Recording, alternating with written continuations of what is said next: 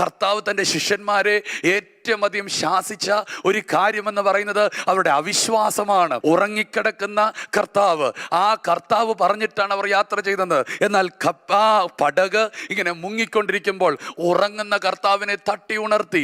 നമ്മളെല്ലാം ഓർക്കും അത് കർത്താവിന് ഒത്തിരി ഇഷ്ടമാണെന്ന്. പക്ഷെ കർത്താവിന് ഒട്ടും ഇഷ്ടപ്പെട്ടില്ല. കർത്താവ് എഴുന്നേറ്റ് ആദ്യമേ ഇവരെയാണ് വഴക്ക് പറയുന്നത്. അല്പവിശ്വാസികളെ, നിങ്ങൾ എന്തായിരുന്നു ചെയ്യേണ്ടത്? അപ്പോൾ നിങ്ങൾ ചെയ്യേണ്ടത് ആ കിടന്നുറങ്ങുന്ന കർത്താവിൻ്റെ കൂടെ ചെന്ന് പിടിച്ചങ്ങ് കിടന്നുറങ്ങുകയാണ് ചെയ്യേണ്ടത്. നിങ്ങൾ ഓരോ സാഹചര്യത്തിലും കർത്താവ് അതിനകത്ത് എങ്ങനെ പ്രതികരിക്കുന്നു എന്ന് നിങ്ങൾ കണ്ടുപിടിക്കുക. സ്തോത്രം. അവിടെ കർത്താവ് പറയുന്ന വാക്ക് അവിശ്വാസികളെ, നിങ്ങളുടെ അവിശ്വാസത്തെയാണ് അവിടെ കർത്താവ് വഴക്ക് പറയുന്നത്. യേശുവിൻ്റെ ശിഷ്യന്മാരുടെ അടുക്കൽ ഒരു പിതാവ് തൻ്റെ മകനെ വിടുവിക്കുവാൻ വേണ്ടി കൊണ്ടുപോകുന്നു. സൗഖ്യം നടന്നില്ല.